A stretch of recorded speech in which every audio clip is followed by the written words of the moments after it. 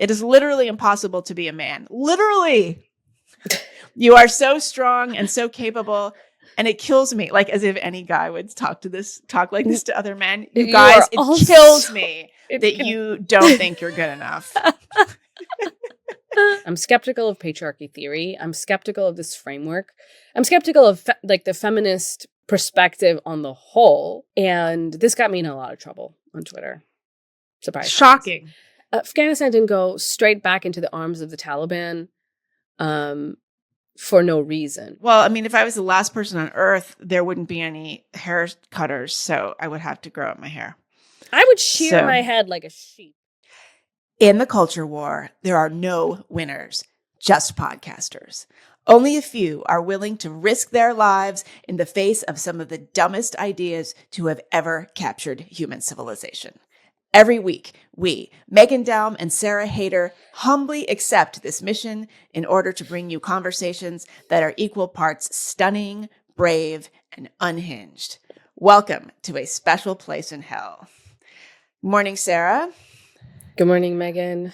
I know that most people cannot see us, but I am wearing my Barbie pink this morning. Oh, yeah? In honor That's nice. Of the official summer of Barbie. Yeah. I can't see you. I'm not looking at you. People don't know shouldn't. this, but I'm actually not looking at you. That's what I suggest for everybody. I know YouTube is the key to life and a game changer, but I highly suggest everybody just continue to listen. And as podcasts were meant to be listened to. Anyway, yes. So I took one for the team yesterday and went to see the Barbie movie because everybody was asking us to see it, to talk about it. Yeah. And I have to say, I loved it. Yeah? Totally loved it. Yeah? I had very low expectations. Okay. So what did you love about it? Well, it's a huge mess. Let me just be clear. Don't spoil it because I do want to. Not going to spoil anything. No. Well, I mean, okay, you can spoil it a little bit. Barbie does not die at the end. Okay, let's just be clear. All right. You can spoil the plot because I feel like that is the least interesting element of what's going on. For sure.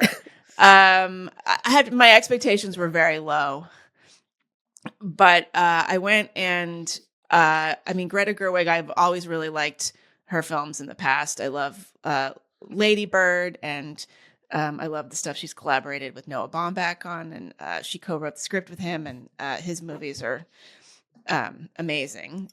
But anyway, so this movie is like the perfect reflection of the current state of the women's equality movement, however you want to define that, because it's like a complete mess. It's a million things at once. It totally contradicts itself. But somehow it succeeds because it's incredibly funny, most of it. Mm-hmm. And there's like these amazing dance sequences, and it's visually spectacular. It must have cost, I should look up what the budget is. I'm sure people are talking about what the budget, just incredible, millions and millions and millions and millions of dollars to make this thing. I mean, the credits alone they credited 100 dancers, just for the dance numbers. Wow. But okay, well, let's start here. Did you play with Barbies as a kid? A little bit, not a lot. That was not my favorite toy. I had a Barbie, gifted to me by somebody who didn't know me very well. Yeah, right. And she was just like a little slutty Barbie. I think that's part of the reason I didn't like her. I was like slutty Barbie.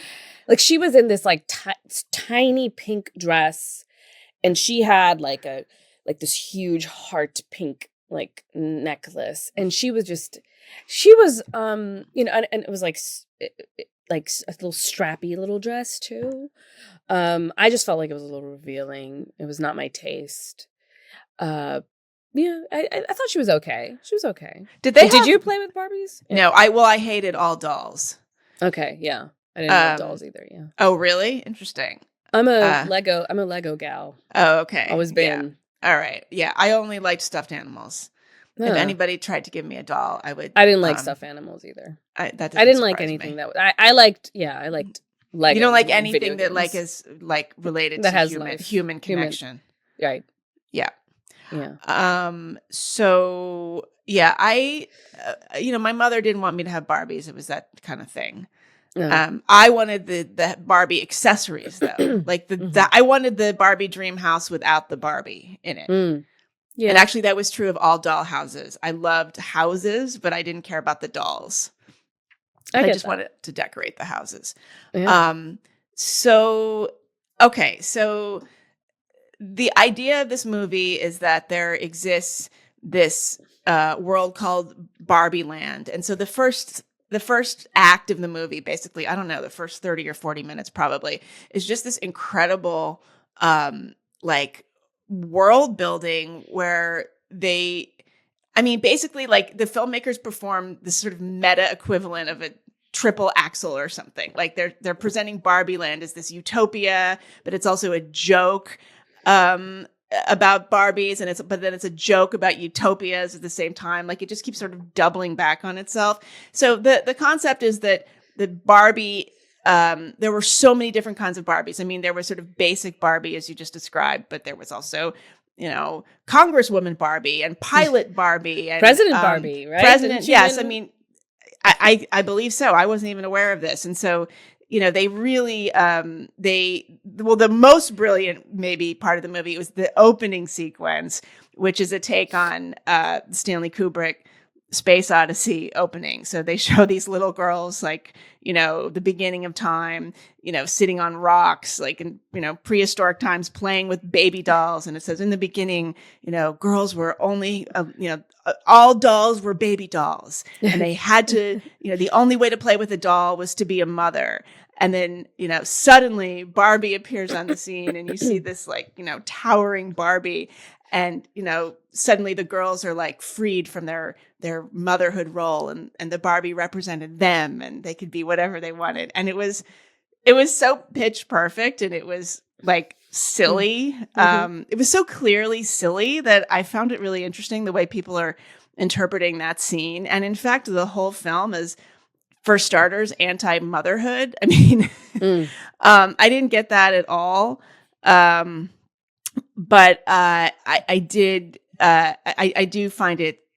I mean, I guess it's not surprising that everybody's interpreting this through the lens of their own sort of biases and anxiety. But that's what makes it a good. That's what makes it a good movie, right? That it's open enough to interpretation that it can go in like a couple of different ways. They don't like force too many things down your throat. Well, they do. They offer you a lot of things. They don't really force it down your throat, but they throw it on your plate. Yeah. And they're like, here. So, yeah. And the idea is that in Barbie Land is totally run by women. And there are the Ken dolls, but they only exist through the lens of the female gaze, right? Okay. So it's completely inverted. So Ken and Ryan Gosling is like the main Ken. They're all named Ken and all the girls are named Barbie, but that's fine. But Ken basically, he doesn't have any agency at all unless Barbie is looking at him or interacting with him, which was essentially the positioning of the Ken doll. Yeah. Right. Like a total add-on. Accessory. Yeah. Yeah. It's just an accessory. Yeah.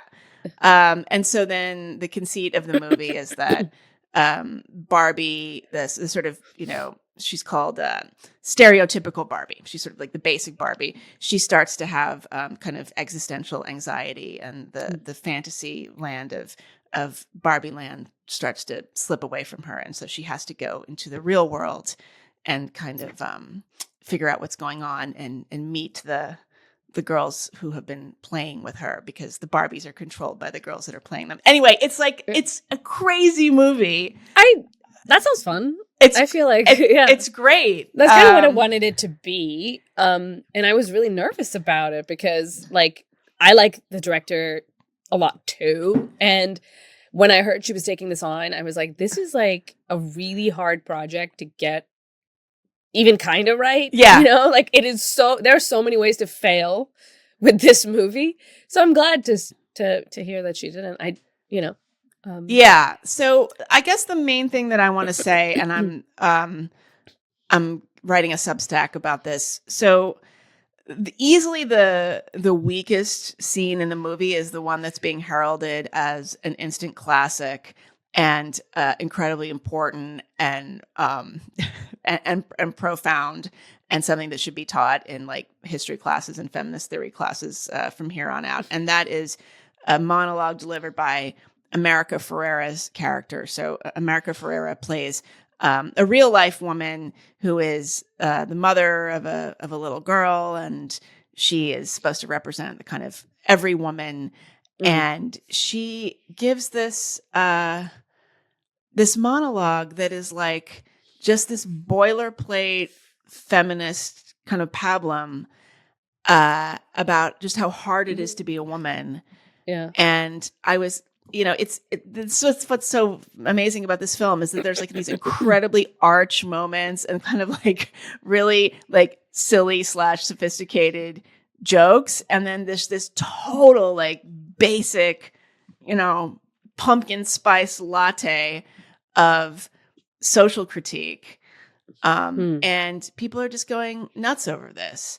I'm going to just read a little bit from this monologue. So, America Ferrera says it's literally, Sarah, it's literally impossible to be a woman.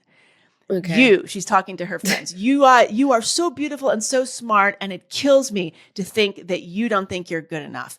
Like we always have to be extraordinary, but somehow we're always doing it wrong. You have to be thin, but not too thin, and you can never say you want to be thin. I read this okay, this is everywhere now. Okay, so is this resonating with you? No, but I know it's supposed to resonate with me. I know that's what I've. Do you feel that way? You're supposed to be thin, but not too thin. I mean, I feel like no. I think you should just be. You're supposed to be thin. You should be. I think thin. you're. Yeah, I think there's no. Right. I mean, I'm of the generation where you cannot be too thin.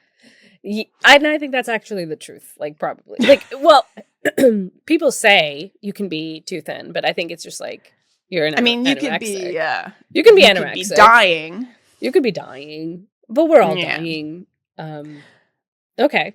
Yeah. So, that was the worst part. And actually that's one of the themes of the movie is that Barbie becomes obsessed with thoughts of death.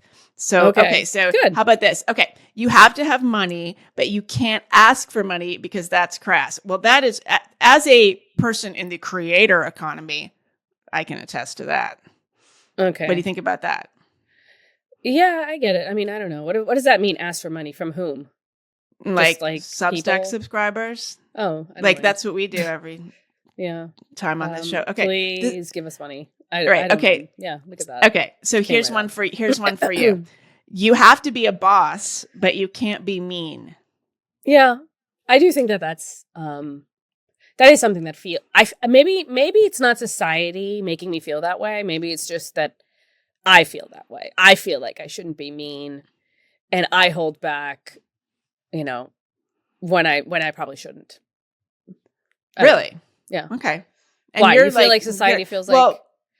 Well, I am constantly afraid that people are mad at me. But I feel like you don't have that gene. I feel like you're... Yeah, I'm not that mad. I'm not that bad. I'm not that bad about it. But obviously you don't want to actually demoralize your workers. You don't want to actually be so difficult to work with that nobody wants to work with. Yeah, so that they're not productive. There's a practical element to not being too mean.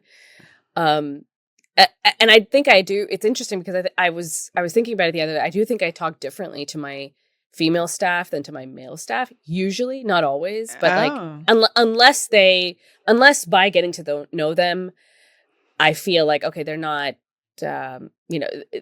they're not a typical male or a typical female, and I can, individualize what I'm doing a little bit. But when you right at the gate, I do think I treat them a little bit differently, which was interesting, and I wonder if it's wrong and if I should stop. You mean you with women, you treat like you hold their hands a little more, or you just like a little bit you kind of, and I think that's that's part of the problem. I think because I think a lot of women. So I know I do. Maybe not a lot of women, but I know I do. Like when I get a critique from a woman, I actually in my mind I think she's being nice to me. So it's actually 5 times worse than whatever it is that she's saying. Like if she's even bringing it up, it's actually terrible. The situation is so bad because she's bringing it up at all. And so I, in my mind, I like magnify the criticism or critique. Like it's really bad. Really? Yeah, because I think women are being. I just feel as if it's more likely that a woman's not being 100% direct with me and just kind of holding back in order to, shield my feelings or something. Yeah, if you really want to know what the truth is, you have to know what she's saying behind your back. Right. And assume that it's not as bad as that. Okay. Whatever she's saying behind your back you're probably is it a little bit as worse? Bad as that. No, okay. Is it a little bit worse than what she's saying to your face? Because they're going to get out, because they can't say to your face, okay, this is my theory. I'm coming up with this. They can't say to your face. So they have to like get it out in some other way. So they vent behind your back, but it's twice as critical. So to make up for being half as critical to your face, they're twice as critical behind your back. That's a good theory. I like that. I like the way you put that. Yeah, I like the way you put that. And so I assume that though, so I assume that. So when I'm getting critique from a woman, I'm like in my mind doing like feeling like I need to actually take this as, I need to be more serious about this. It's actually a bigger problem than whatever she's making it sound like. But I don't do that with guys. I just feel like I just take them at their word mostly. It might be that if they don't know me, that they're also going to be a little bit like careful around me. But once they get to know me, I know they know that they can be direct, and then they are. So that's, and I wonder if there's like a secondary like element to that. And I know that that's what the other woman is also doing when I'm talking to her. Yeah. Oh. There's like many layers to this. All right. Well, we're gonna talk about patriarchy. Are you direct with me? In a minute here. I don't know if you're direct with me. Are you direct with me? Can I assume that what you're saying to me I'm worried is like... that you're no, well, I'm like afraid of you, so okay. I don't want I don't need to be direct with you because you're so direct. I'm doing all the I'm not aware of censoring myself with you at all, though. Okay, that's good. I think we work well together because we're both sort of not sensitive in that way. Okay. Yeah. Okay. I don't think we have to coddle each other. Other than with the technology stuff, I know you have to. I can only, I have like horrible I know what you're saying behind my back about my ineptitude with technology. And I know. I know. But I'm sure what you, your back. Oh, I'm sure it's in front of your face. Yeah, I'm sure it's worse behind my back. Oh, Sarah, please don't even deny it. It's fine. I don't blame you. It's fine. Okay. So here's more of the speech. You have to be a career. Oh, sorry. You're supposed to love being a mother, but don't talk about your kids all the damn time. Well, that does not apply to you. Why would you even want to? Don't you get sick of talking about your kids all the time? I totally get sick of talking about my kids, which is why you never hear me do it. Yeah, I think you get sick of talking about my kids. Which I understand. I love it. Your kids. Because it just validates my decision not to have that's any. True. Okay. You have to be a career woman, but you always have to be looking out for other people as well. Yeah. Okay. You have to answer for men's bad behavior, which is insane. But if you point that out, you're accused of complaining. Is the behavior insane, or is it insane that you have to answer for it? I don't know what that means, answer for it. Like, give me an example of what that might mean. Yeah. I don't know. Well, look, this is a brilliant classic monologue, so let's not question it. Okay. All right. Apparently, America Ferrera had to do like 30 to 50 takes, and it took over 2 days to shoot this scene. Well, just because the complexity of the film, just production wise, I can't even imagine. So, okay. You are supposed to stay pretty for men, but not so pretty that you tempt them too much or that you threaten other women, because you're supposed to be part of the sisterhood.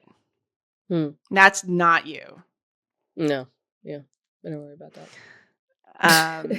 Do you worry about that? Are you worried about tempting the husband? Yeah. Every day I uglify myself because I don't want to. I did uglify myself. And when I was going to work, like at a physical workplace, I did do that.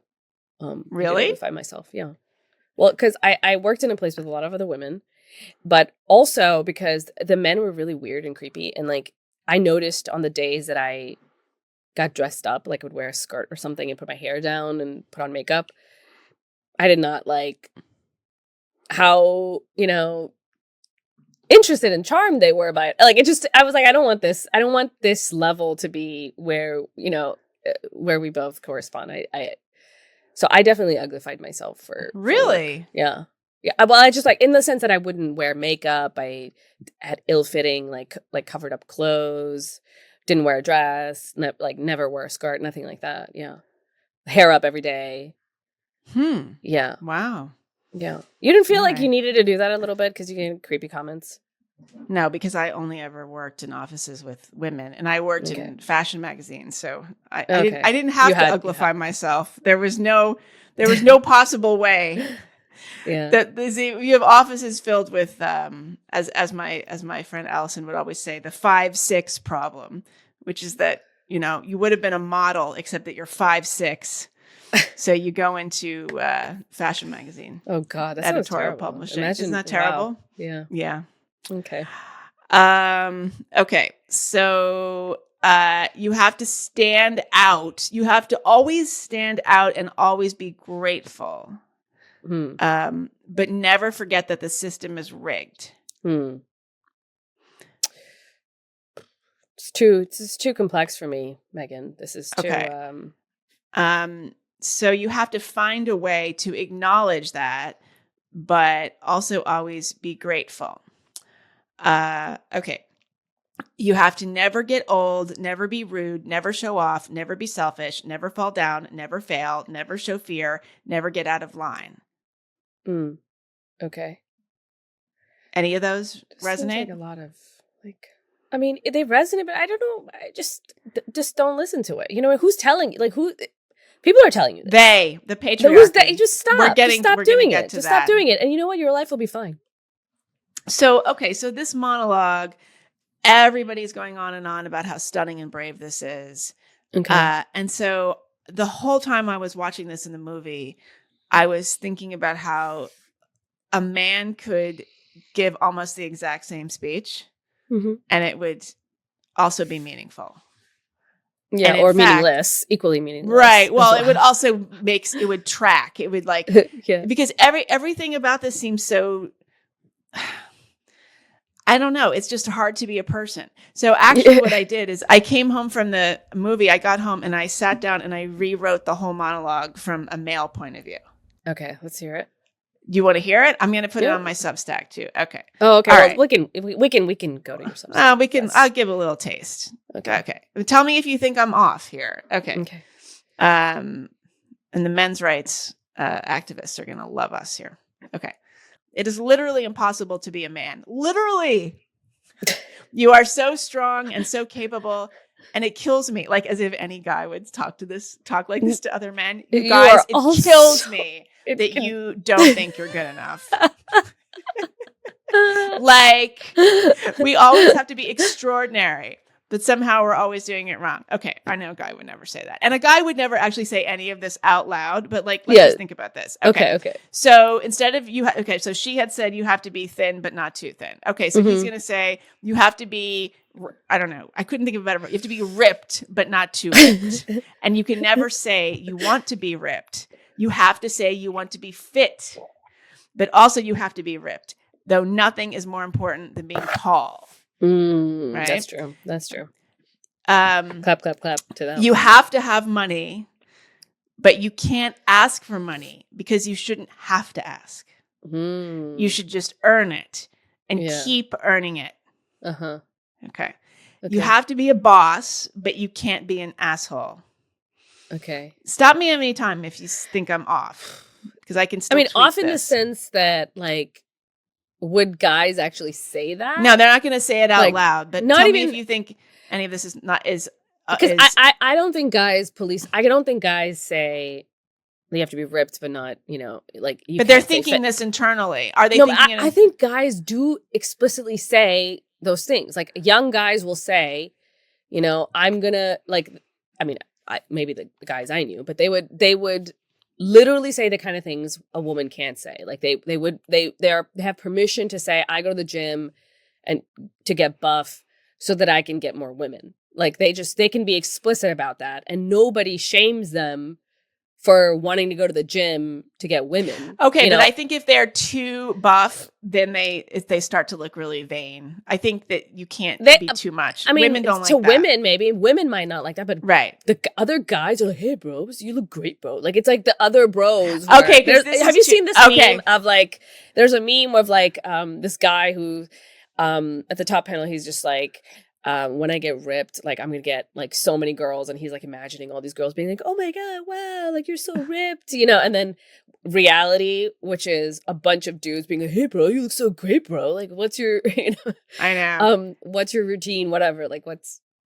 But I think that's true. Other guys love it when guys. Well, I wonder if it's ripped. like the thin thing. Okay, actually, so the thin, if you're like super, super, super thin, a lot of guys do not like that. Yeah, but you're going to impress women. Yeah.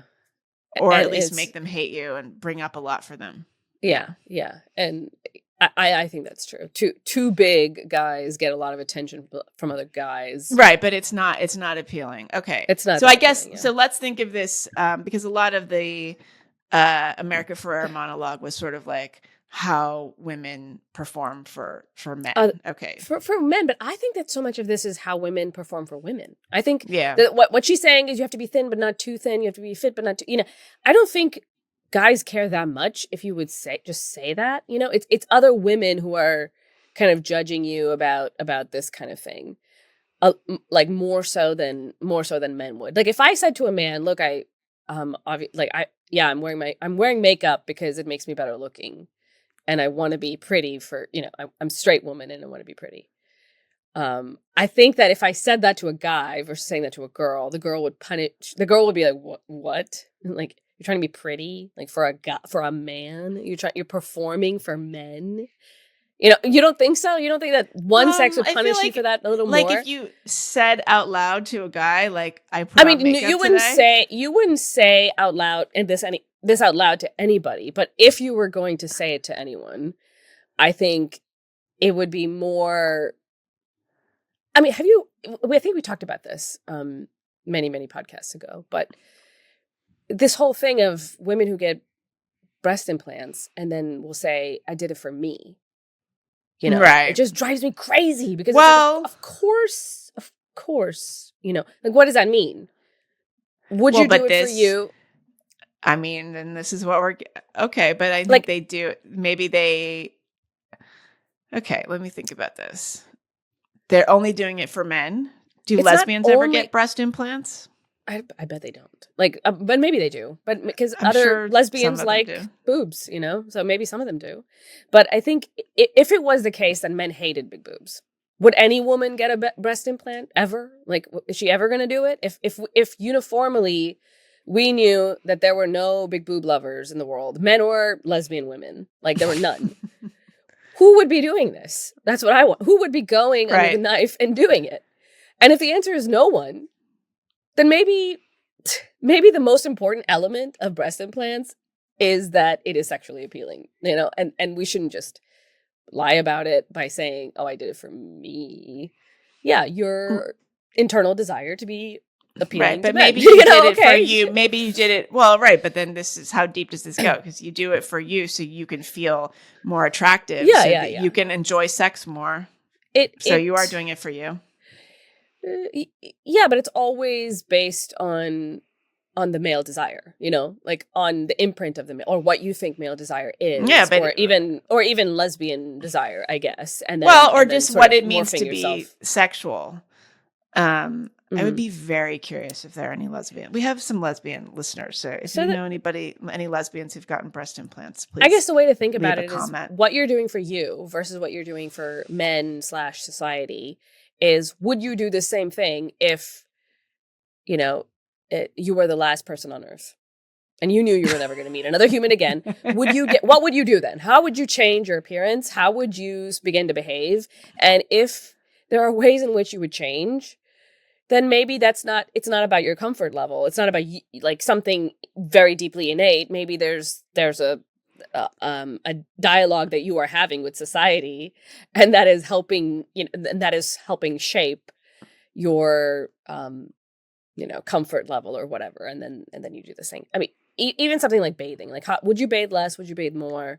Would you cut If your I was the last hair person short? on Earth. Yeah. Would you chop off your hair? Would you, like, well, what I would like you do? having short hair. Would you grow out I your would hair? if I was if I was the last person on Earth, there wouldn't be any hair cutters, so I would have to grow out my hair. I would shear So- my head like a sheep. Like I would just buzz it. You'd because go like no full one's gonna Sinead look at O'Connor. me. No one's gonna look at me. Why would I? But why? There's no reason. No one's ever gonna look at me ever again. So I should just be as comfortable as possible. If I was the last person on Earth, I would still I would still do like on demand Makeup. Video bar method workouts, probably. No, Because you'd be bored. Like, what is there to do? I don't do. Is there Zoom? If you're the last person on Earth, I guess there's nobody to Zoom There's no one with. to look at. There's no one to Zoom with. There's nothing. There's no.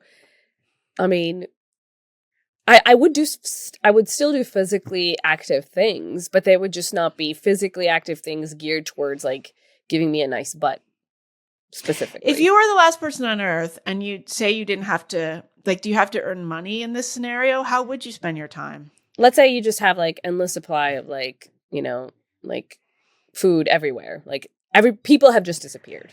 But you get really fat and eat anything you want? You can eat whatever you want. You can eat all the expired, Twinkies around.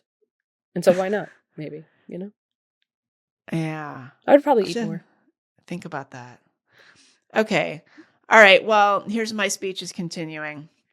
You're supposed to love being a dad, but God help you if you want to stay home with your kids or take paternity leave. Oh, that's good. I like that the way you switched around. Yeah. Okay.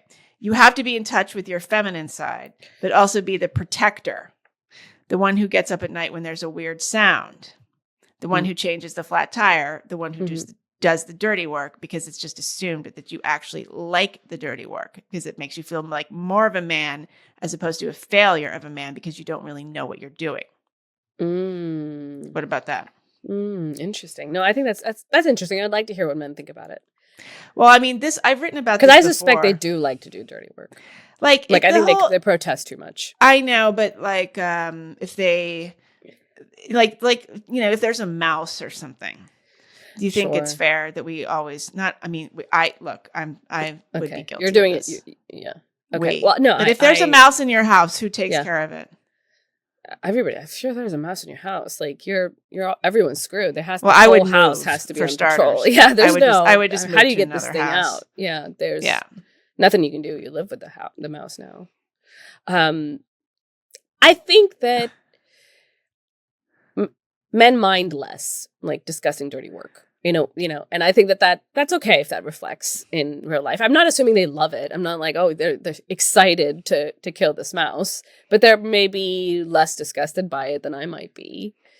And that's, of course, that's different from man to man, because I know men who are way more like, I'm not that disgusted by bugs. I'll just like me too. If there was a bug here, I would just like smack it with my hand, and I would just be like, okay, and then I just wipe it off. Spiders, I have no fear of at all. Yeah, I have no fear of bugs. Like, I don't know, no fear of bugs, and I'll just kill it. And my husband is a lot more like, we need a napkin, and we're gonna like. Really? We can touch it with my hand. But what about a mouse? Like, I can if it can be squashed right there, it's fine. But if it's a mouse, that like undoes me. Because it's mobile, and it's so fast. I don't like that. It can come at you, and I don't alive, like that. And it's furry, and it's a mammal. Mm-hmm. They're cute sometimes. That's what's sad, anyway. Is that they're cute. All right, I just think that there's like we forget all the things that men have to do. I think back in like I remember in college there was a time where I was like hanging out with these dudes, and they would do gross shit for fun, and they were enjoying. They would be like, what? Like, Sarah, come here, come under the sink. It smells terrible. You have to smell this smell. I'm like, I'm not gonna smell your stinky sink. Like, I have no interest in smelling this horrible smell. But they're like, no, you gotta smell it. It's the worst. And I never understood the appeal of smelling this horrible, horrible thing. But they were all like they thought it was really interesting or something. I don't know what. I don't know. But they would do things like that was very off-putting to me. Right. the gross out. And then it was like fun to be gross and to kind of gross each other out a little So they bit. have less of the disgust. We'll have to talk about this with Diana Fleischman, who we're going to have on the show soon, about the disgust gene or the disgust reaction. Right? They definitely have. Men definitely. I would be surprised if men on the whole had a higher sense of disgust. I bet they have higher sense of disgust in specific realms. I think, I read something about like watching two guys kiss or something provokes a disgust response in straight men that is like pretty elevated, like very intense in a way that has to be socially constructed. Does it? I mean, you'd think. Why? Well, because not necessarily. That's internalized homophobia. Oh my god! But like, we're gonna. I'm saying, okay. Like, where's the society? No. All right. Okay. Not necessarily. I just think not necessarily. I don't know what we can do about disgust. I think disgust is mostly innate, but we can change it. But I think Diana Fleischman will disagree. So, or maybe she won't. I'll be interested in talking to her about that. Okay. All right. You have to answer for women's bad behavior, which is insane. Mm-hmm. Like sometimes literally insane. But if you point that out, you're accused of not listening, not caring enough, of gaslighting. Very good. Yeah. Very good. Well done, Meghan. I want to know what men think about your speech. Yeah. Oh no, it goes on and on. But I do have to say that maybe Greta Gerwig was being very sneaky because the speech was so. It was just so generic, but maybe she like smuggled in some kind of double meaning. 5D chess situation, maybe it's possible. Yeah, good. So she's smart. What's that? She's smart. She's she's somebody who I think could accomplish that. But I also don't feel like there's a lot of people that were involved in this movie, so it's hard to get. I know it's hard to know who did what for sure. Yeah. But yeah, the patriarchy is like constantly mentioned. I wanted to like count how many times the word came up, but I lost count. And a lot of there's a lot of talk online about the patriarchy is almost like a character in and of itself, although it's never defined, of course. Mm-hmm. And a lot of women are talking about how they took their little girls to see Barbie, and the little girl afterwards said, "Mommy, what's the patriarchy?" Yeah. And it was a teachable moment. Yeah. Yeah. So I saw a tweet which was claiming something to that effect a couple days ago. And I asked my followers too, like, well, what is it? I would like to know too. Like this little girl is asking, what's the patriarchy? And I would like to know what the patriarchy is. And I feel like I've been spending, I had a post on Substack about it like many, many months ago, asking people the same thing. It's like, what would you define as a patriarchy? What is an element of the patriarchy that can't be moved according to you? And everybody has different responses. Everybody has a different conception of it. It's a very frustrating concept in that it really, it isn't explicitly defined anywhere. And even when it is, like you can literally look up patriarchy and you can get a definition, but it's not clear how this necessarily, how is this proven? Like how do we know this is definitely the mechanism underlying our society? How do we know that this is the explanatory factor, and I'm skeptical of it. I'm skeptical of patriarchy theory. I'm skeptical of this framework. I'm skeptical of the feminist, perspective on the whole. And this got me in a lot of trouble on Twitter. Surprise. Shocking. Surprise. Shocked. Well, so the problem is that I have all this gender critical tweet, all these gender critical tweets that I've been sending out past couple of years, and now I'm getting this feminist audience, which is so it's interesting, but it's also devastating because I feel like it's such an incurious bunch. They are so closed-minded. They already know the answers. They already know like they already know what their society is composed of and why things are happening, and they're very snarky in the way that they discuss things with people. And since I've been tangling with feminists in the last couple of days, just my timeline is filled with BS, ad hominems, just all these insults that I'm a cool girl. Do you know what that is? I don't know. I don't think they mean actually cool. I think they mean like the kind of girl who wants to be cool for guys or something. That's from Gone Girl. So that's a reference to Gone Girl. So yeah, that was another very famous monologue. Yes. And actually very much, I bet that this America Ferrera monologue will go into the same sort of canon as the, was it Rosamund Pike? Who was the actress that delivered that? Yeah. Like the idea of the cool girl was that you are always, you're down, you're hot, but you're down for anything, and you're hang out with the guys and you'll eat pizza, but you're also like sexy, super skinny. Okay. The cadence of that monologue is very similar to this one from Barbie, now that I think of it. So yeah, well, I saw that tweet and I corrected them because you're obviously not cool at all. So exactly. Not that, I don't know what they're They're not talking about actually being cool. They're talking about like trying to get guys to like trying to get guys to not think you're just like another and pick girly me. girl. That's the other insult that they were throwing at me, being a pick me. Have you heard this? Mm-hmm. This one I know because it's internet. But it's like pick me, So that was and it's obviously what did you say exactly? What was your crime? Do you remember what was the original crime? I don't know if I can. So my original crime was to question whether there is a conception of the patriarchy that is internally coherent and or actually true in our world. Like actually something that maps well onto our present day reality. And I don't think that there is a definition that maps well. And, I was questioning that a little bit. And so I asked for, how do you define it, to people? And some feminists got mad that I asked a question. It's kind of like asking, what is a woman? like, well, right. I guess, you have to, if you have to ask, but, so I got a lot of, fun little responses and, back and forth clashes about it. And I think it's not the case that I feel like the framework is necessarily wrong. I just haven't encountered a conception that I feel is right.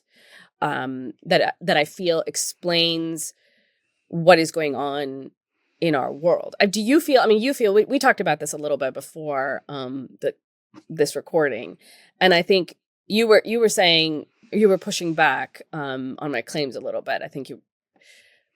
Well, your claim is that okay. Is this a good term for you? Like, is this a useful term? Do you think that this is do you feel there's something about our world that this conception, patriarchy, clarifies? Well, I'm not a fan of the word. That's not a secret. I guess insofar as, historically in human civilization, men, because they have more physical power and they're less hampered by childbearing, have been economically dominant and decision making, and women have been property. And so, yes, I guess that is how you would define a patriarchy. But we are less patriarchal than any time in human civilization right now.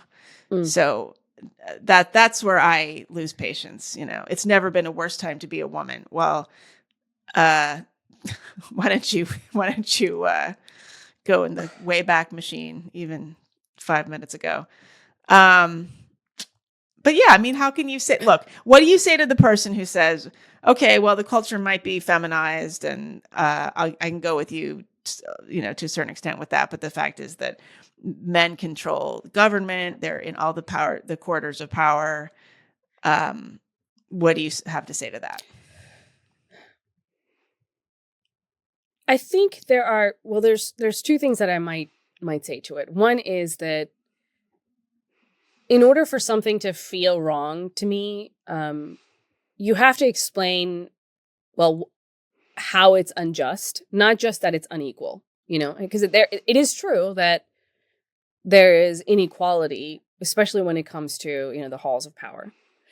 But is this unjust? Is this due to necessarily some kind of discriminatory system that, that is a social construct that we can undo somehow? Because that's not clear to me. And I think this is where there are several places in which I disagree with the feminist conception of the world. And because I disagree with, what we both see as true in our world, I can't possibly arrive at their conclusions. I think that there is a difference between the sexes, and that difference manifests in a lot of ways. And that if you are a society that truly gives women all the opportunities, fully allowing them to reach their potential, and fully allowing males and men to reach their potential, you will not see men and women do the same things at equal, we in see equal this amounts. In Scandinavia. Yes. Right. You won't see that. You will actually see the opposite, because when it is the case that people have full opportunity and full freedom, at that point, the differences are just in what is innate. The sex differences will become more clear, as you rightly point out. In Scandinavia, they do. In India, you will see more a higher percentage of women going into programming and going into engineering than you would in Scandinavia. And the difference, it's not because India is this wonderful place for women. It's because it's a place that is actually not wonderful for anybody. And so women have to take on a certain kind of role to make money for their families. And in Scandinavia, they feel less pressure to do that. And so they do what they want to do.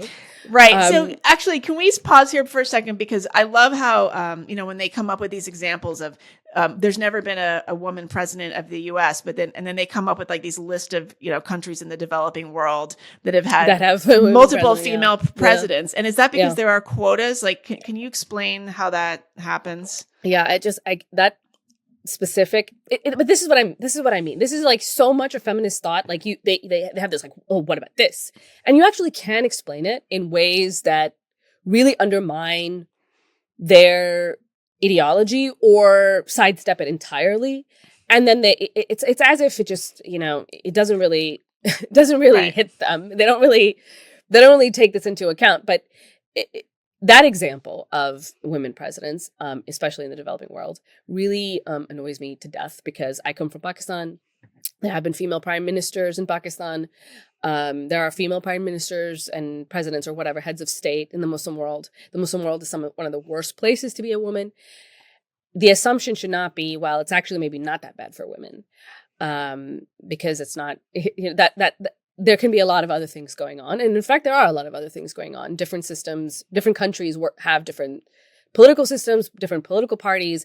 In Pakistan, for example, you really do elect like a party, in a way that you don't really elect a person. And often women, when they reach heights of political power, it's because they're related to, it's kind of like a Hillary Clinton thing. They're related to a powerful family. They're, as if, imagine if you're like a Kennedy, like a female Kennedy, in America, but imagine this Kennedy has a lot more power, in a country. Okay. So how come they're not going, family. Oh, she doesn't even deserve it. She's just related. Well, because she's not, guy. Because they don't care. That's not an equality of opportunity thing. Like, it's just, it's not like Pakistan doesn't care. But do they have are they able to sort of stomach a female leader in a way that, but they don't feel like they don't feel like they're electing a female leader. They feel like they're electing a party. They feel like they're electing a family. They feel like it isn't a direct. It's something that you can directly map onto American politics and get the same, and derive something meaningful about that world. And you can actually take this, across the board. So there's another example that was thrown my way. Is like, this is an example this is evidence that we're in a patriarchy. Well, there's no medical research on women, or less medical research on women. What about lived experience? Come on. But if you look into why there's less medical research, it's not a patriarchal reason. It's just that medical research is harder to perform women because we have a variable going. Yeah. We have menstruation, we have menstrual cycles, we have different hormones going on at different times of the month, and so that that clouds up the data a little bit. And in order to have accurate data with women, you have to like find women who are at this, and note at what point of their cycle they're on, and so they don't want to do the extra work. Come on, that's a little. It has to be longer. Yeah, work. like studies that include women have to be longer.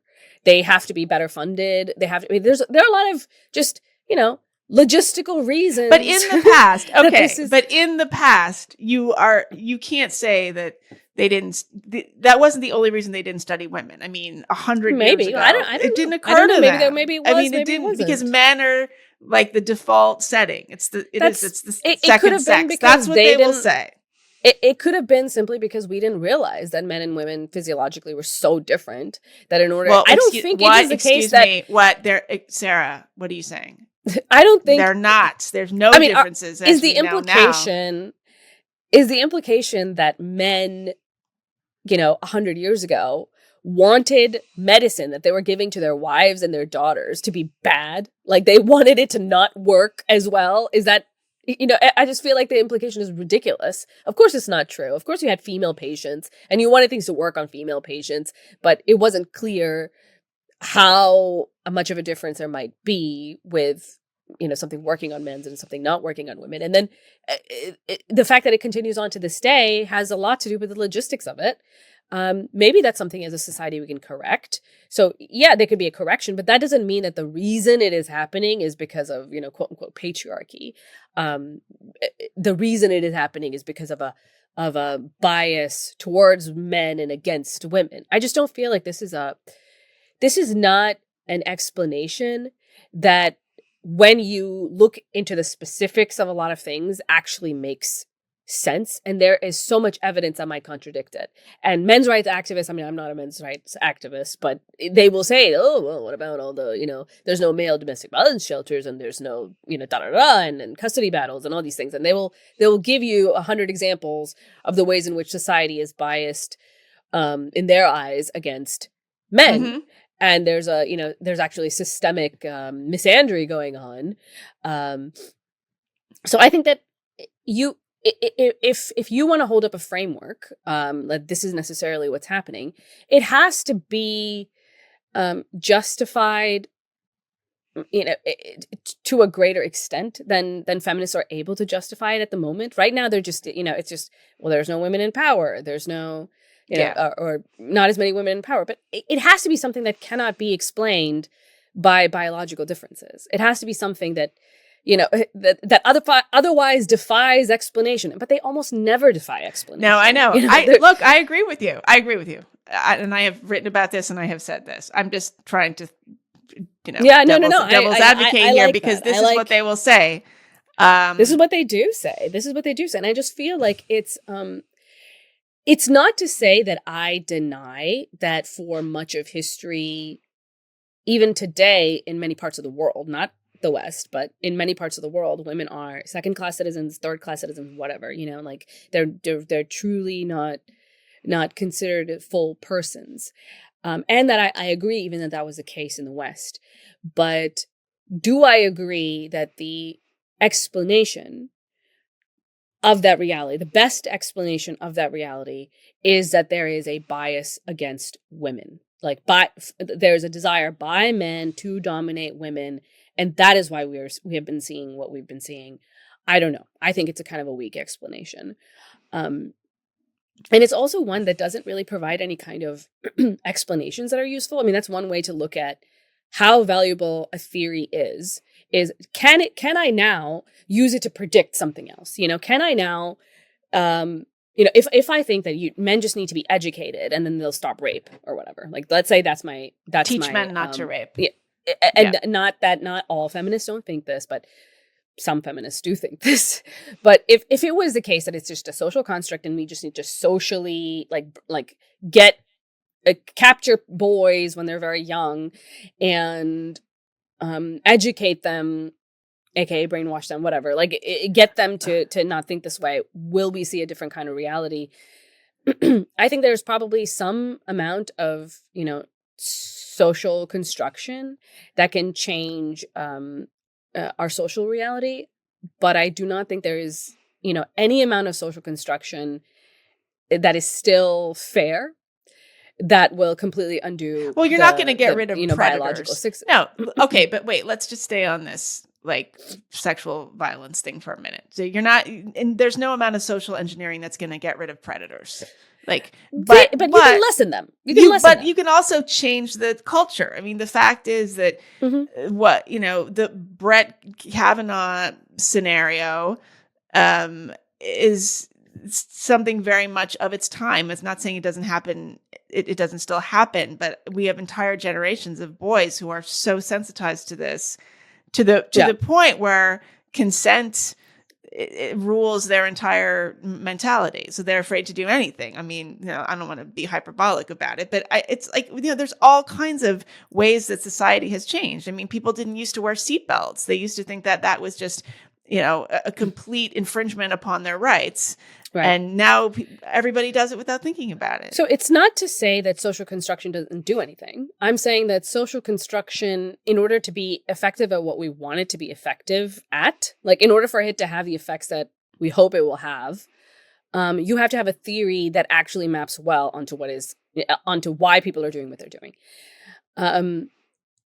If I think that, men are just maybe predisposed to a certain kind of sexual predation, and that if I think that there are a certain amount of men who cannot be educated out of it, there are predators, a certain amount of men, small percentage of men that are predators, and you can't teach them not to rape, then I have to think about other ways that I would play around within the incentives that are going on in their head to disabuse them of, or to make them think twice about being predatorial.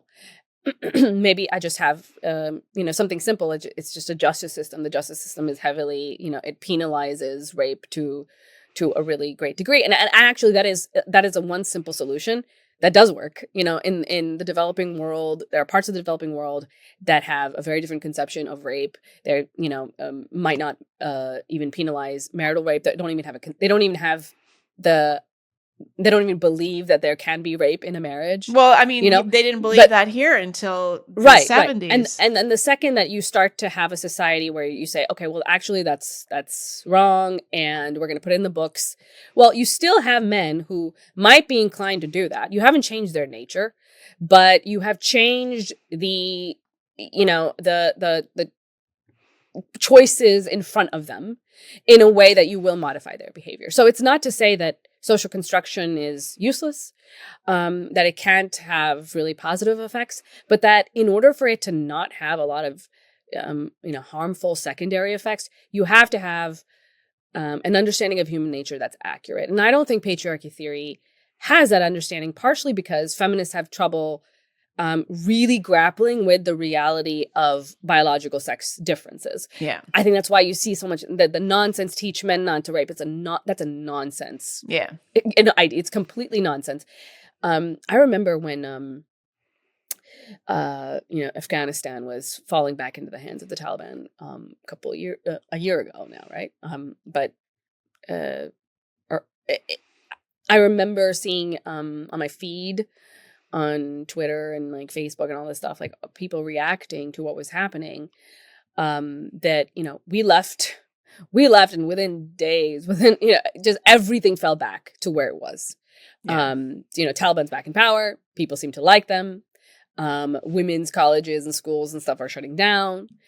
And I remember people thinking, oh my God, like how can so much progress just go away in an instant? We spent 10 years longer. We spent so much time there building these institutions, opening these women's colleges and educating, at least upper class women, but educating people there and getting them familiar with this liberal conception of human rights.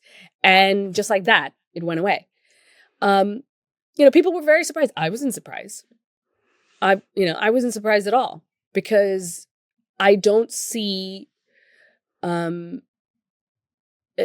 don't think that you can just teach somebody, liberalism and just teach them, they pluck them out from their, Stone Age civilization and teach them about patriarchy, and now they're going to behave totally differently. I don't think that doesn't map. That doesn't work. Okay. What you have to do to get a civilization like Afghanistan to be different is actually so much more involved than that.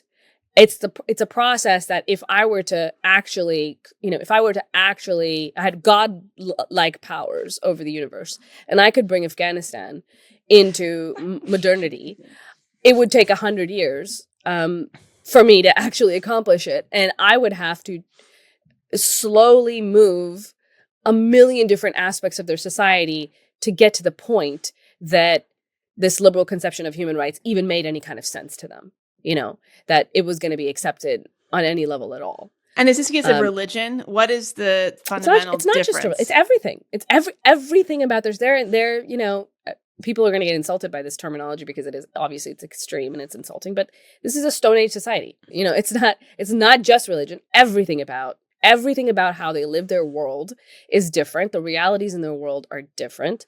And I think that in the West, we have a very tough time reconciling with what it actually takes for society to progress forward. It is not just, you can't just move this one thing and now everything else is like a little bit better.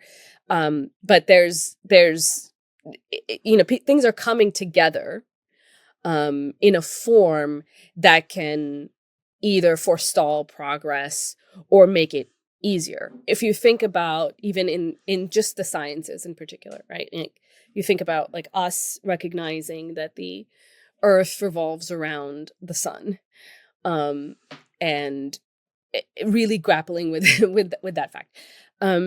This was not something that we were ready to hear at the time that it was first theorized by someone and discovered by someone. Like in Copernicus's time, we were not ready to hear this because the rest of our understanding of the universe did not comply with that at all. And so it was just nonsense. It was gibberish.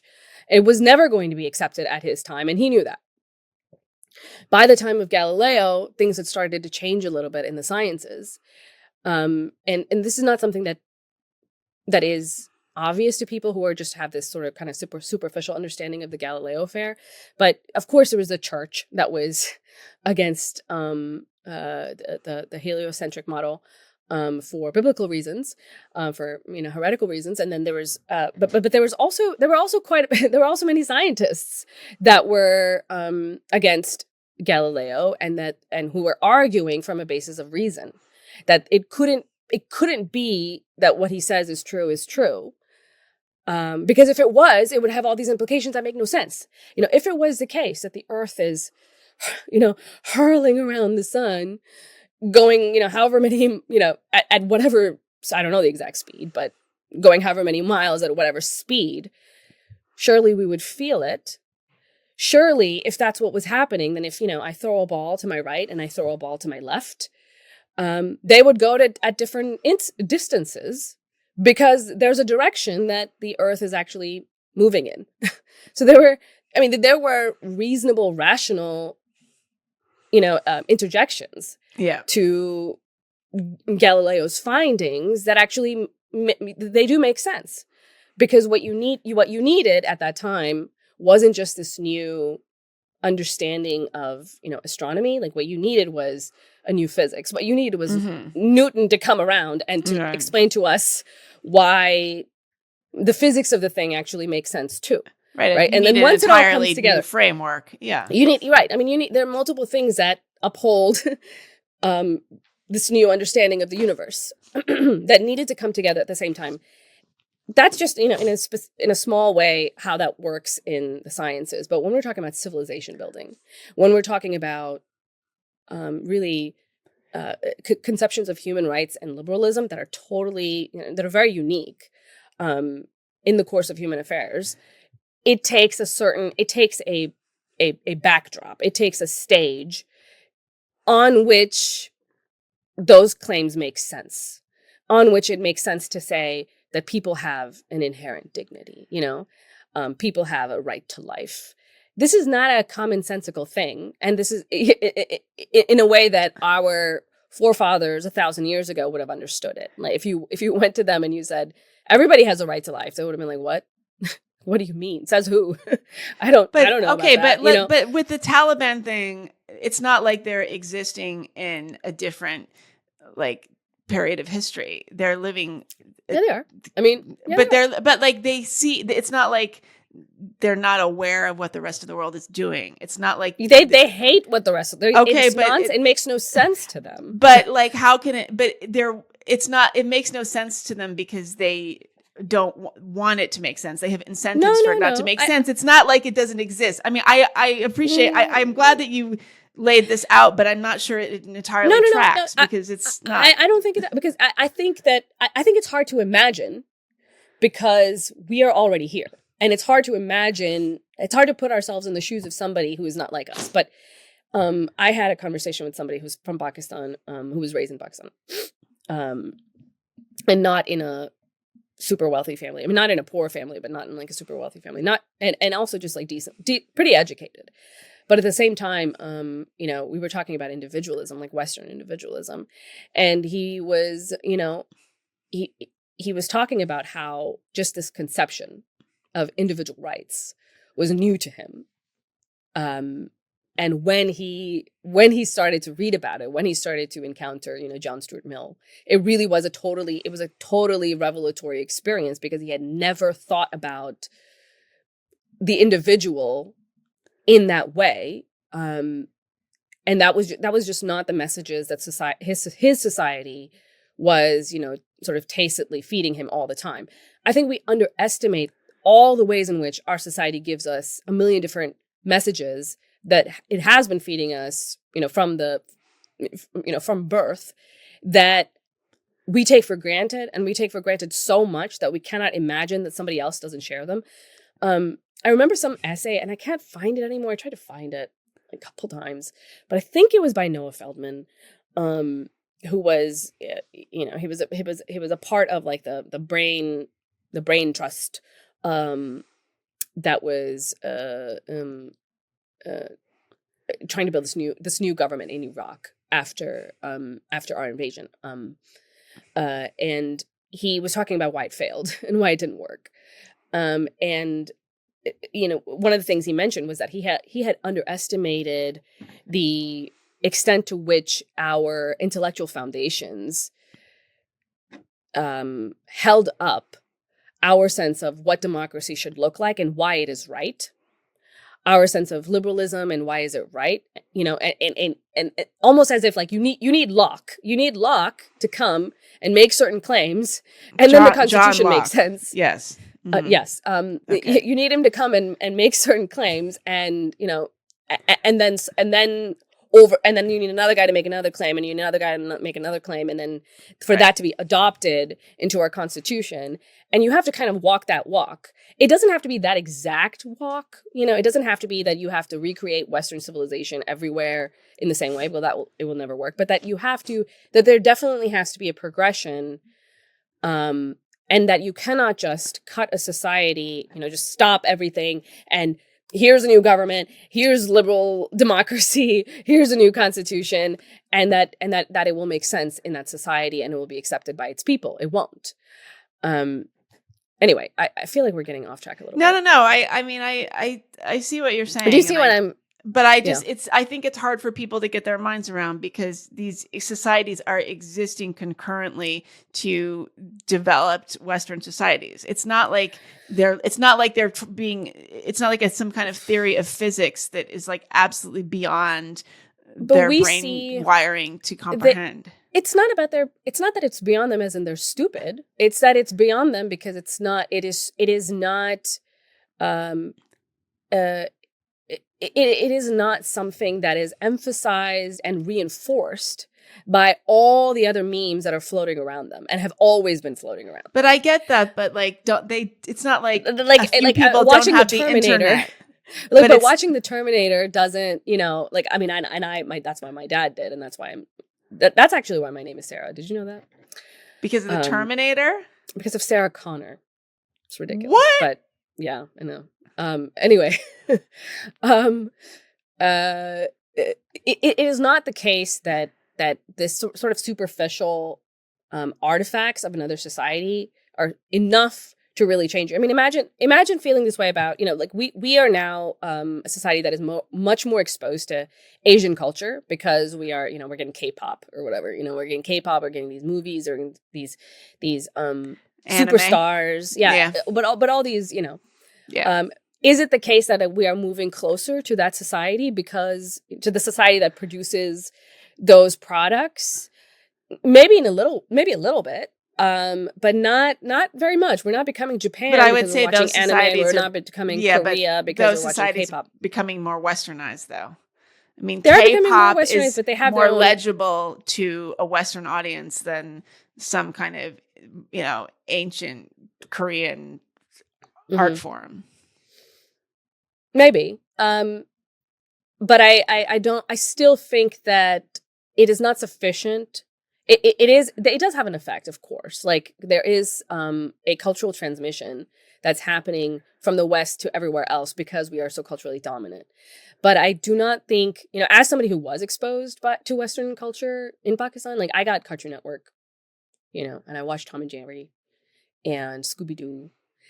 That's high quality stuff. And like, yeah, Mickey Mouse, whatever. Like I was familiar. I knew these guys. I did not understand English, but I understood what was happening, kind of, They were beating each other up. Tom and Jerry. Well, yeah, Tom and Jerry is like, you don't even need. It's like slapstick. It's pretty good. Talk about. I watched The Lion King, dubbed in. It was dubbed in Urdu, so I watched it. It was in Urdu, and it was, wow, like really moving, beautiful, movie. I don't know if that was a sufficient transmission, for me to move, for it to undo all the other messages that I was getting in society all the time, like all the time that I wasn't watching TV, which was a lot of times, I feel like do you think that if you were just way more exposed to, let's say, Bollywood or Indian, Indian soap operas, do you think that this would meaningfully change the way that you view the world, the political system around you, change your experience to religion? Like, I mean, these are really meaningful and important and actually foundational, foundational memes. And I don't think that they can just be displaced by pop culture alone. Pop culture affects them, of course, but I don't think that that's sufficient. I just think it's okay. I'm thinking if it was, it's hard to compare Bollywood. I mean, the sort of values of Bollywood are like entirely Western compared to the values of the Taliban. I mean, I don't like. We can't see a close-up of a woman's face in a Bollywood movie, but that is like not the same as not being allowed out of your house. But the Taliban has been exposed. I mean, we already did the experiment, right? For 10 years, we threw American culture at these people in every way that we can. We had like, well, that was the mistake. Educational. We had consultants from America who knew all about women's rights and who had all these conferences and they had all these seminars and they went to, they took a lot of. Do they have Taliban to go to these? But they did the work. They tried to educate these people out of, quote unquote, educate in this really like condescending way, but to impart their values on their culture, and it went away like that. Yeah. After over a decade of doing this and spending unbelievable amounts of money on educational efforts, it did nothing. It did nothing. There was a small group of elite women who now feel differently about things, I guess. But they are still living in a society that doesn't support that at all. Their daughters will be living in that society and might even be more conservative than them. It is not to say that progress doesn't happen, but we have to have a more holistic understanding of what progress is. Well, it's a very imperialistic approach to progress. I mean, It's actually we're not imperialistic enough. Okay. I'll say more about that. Because we're just doing, we're thinking about ideological change as something that is a simple matter of talking to a person and, you know, convincing them, and that's it. And now they're different. But if their universe, if everything they see and everything they know simply does not correspond with what you're saying, or pulls in the opposite direction, it will be very hard for them to fully grasp your meaning, or even for it to make sense. Like the Copernicus thing, right? Like there's a time in which he didn't make sense. That was the gibberish, you know? And you needed everything else to change for it to not be gibberish. Despite the fact that there was that Galileo had physical evidence, you know, he had a telescope. He made charts. He could prove that this was the case. It was still a tough pill to swallow because he didn't have, because everything else around him was pulling in the opposite direction. And when that is happening to somebody, in order for them to change their minds, you really have to go like old school imperialist.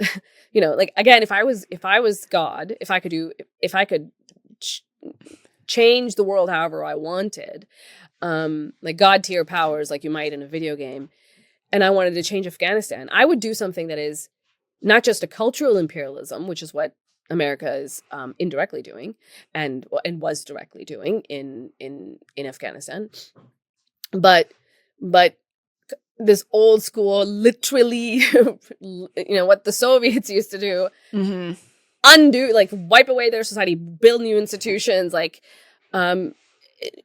change every bit of it, you know, from the ground up. And it has to be militaristic.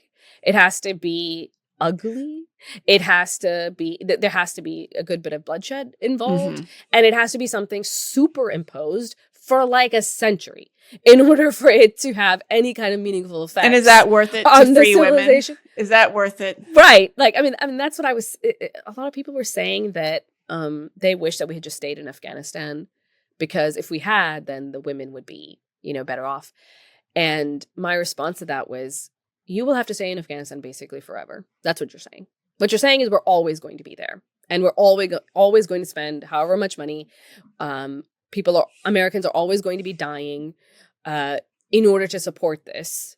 Because what we are is a crutch. And that crutch needs to be there forever. And we do not have the stomach to impose the kind of very muscular imperialism that you actually have to do in order for the kinds of cultural changes and ideological changes that we want to take effect, for them to stick. You know, like if you look at, like, historically, what did Ataturk do to Turkey? You know, it was not just he didn't just pass out books. He forced the society to liberalize. He put a gun to your head in a million different ways. And even then, you know, Turkey did really well and was very secular for a very long time, and it is still ahead of the rest of the Muslim world in its secularism. But is it did he, you know, entirely rewrite who they've been for so long? He didn't. And you see this now where Turkey's kind of moving backwards in a lot of ways. It didn't stick. It stuck longer because he was very forceful and very militaristic. That was a very muscular kind of imposition. It stuck around longer, but even then, it's fraying at the edges now, right? So I think, yeah. Do you think that women are less miserable under the Taliban than Westerners imagine? I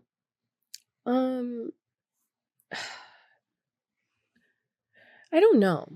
I think I would be pretty freaking miserable. Whoa. But I think it's a time and place where maybe everybody's really miserable, and women are more miserable than men. So I think I feel confident. Of course, that's true. Of course, that's true. And the relationship between how miserable the men are and how miserable the women are from in Western society to, you know, Taliban controlled Afghanistan, obviously there's a huge difference there in relative comfort. Having said that, everybody is kind of not super comfortable in that society, and it has to be said that Afghanistan didn't go straight back into the arms of the Taliban for no reason. You know what I mean? Like, there's something that political group is promising and providing the people that the United States government was not able to do. And we need to listen to what that is. And we can actually listen to that and be respectful of it while upholding our view that the status of women in that country is just a complete, abomination. Were there, not to abruptly change the subject, but we should wind this down. Are there Muslim Barbies? Is there a Muslim Barbie? There has to be. I don't know. There has to be. I did not have a Barbie in Pakistan. I did not have, like, my toys were just like blocks and shit, but I was pretty young. I don't remember. There have to be. Of course, there are like female like dolls like that around. Oh, there's totally Muslim Barbie. Yeah, I'm looking. I'm sure there are. I just didn't play with that kind of stuff, so I don't know. I only got it in America. And there are like in more conservative parts of the world. It is not like halal to have like the female form displayed like that, right? So, or even to have like some Barbie. Yeah, some people think even the face, like to draw a face, is to insult God, because only God does this. Only God creates humans. So like you're not supposed to like. That's part of the reason you're not supposed to like draw Muhammad. You're not right. Okay, so the first hijab wearing Barbie was released to honor an American fencer who became the first U.S. woman to wear the Islamic headscarf while competing at the Olympics. Yeah, I remember that. Yeah, her that name bullshit. Is Ibaj Muhammad. Yeah, really. Yeah, it was such bullshit. That She's made not me even. so mad. Is she like the? She's not the first Muslim. Linda Sarsour of hijab wearing. I mean, this is just a poor woman who's like thrown into international like superstardom because we just need a first hijabi to do X or Y, and like we have that need. It's fencing. It's one of those elite sports. Why fencing? Get rid of them. That's the why fencing is a question, and you will find that the answer is not like super egalitarian fencing because she's covered. Oh, I thought you were going to say because it's like a tradition to fencing because she's covered, because she doesn't have to wear what, You're right. Whatever, like the yeah, you're right. She can cover. Yeah. Yeah. Pissed me off. The whole thing pissed me off. All right. All right, maybe that's. I'll have to look into that. All right. Well, we've been talking for a while, haven't we? I know we should go to the bonus, but first we have to do housekeeping, which we should have done in the middle. But what do people need to know? We had an amazing founders hangout the other day. Yeah, and all women too. That's right. Often it's all men. Not often. One time it was all men. The time right before it was all men. Male have. I know. Maybe we should just have not including us. Sex segregated hangouts by design. Wait. No, Megan. We have to be. This is not accurate because it has never been all men. Because at least one of the participants has always been a woman. All right. We're just not counting her. Had a very male heavy vibe though. There's a woman with a male heavy vibe who is always present, and then there's us. So it's never been all men. Okay, you're right. Excluding three women. Oh my God, we're erasing ourselves. Okay, excluding three women, it has once been all men. Okay, and then this last time it was all women. It was all women, and we were talking about sex, and we were talking about women's sex drives, and if they are just sort of constitutionally lower than men's, and what women do to, have sex in marriage, and sort of do women force themselves into having sex, and we were talking about polyamory and whether or not that's like a feasible thing for most people, if not anyone. Anyway, it was a great discussion. It was a really good discussion. I liked it. And I felt like, I wanted to almost write it down. It did move differently than the more male-heavy discussions, I thought. There wasn't as much monologuing. There wasn't. Well, there was less, argument next person, here's my argument. Next person, Right. here's my argument. You know, it was more conversational and less, here's my, you know, here's my perspective and here's how I defend this perspective.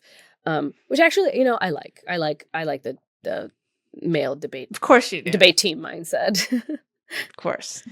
All right. Well, people, they should subscribe to the Substack.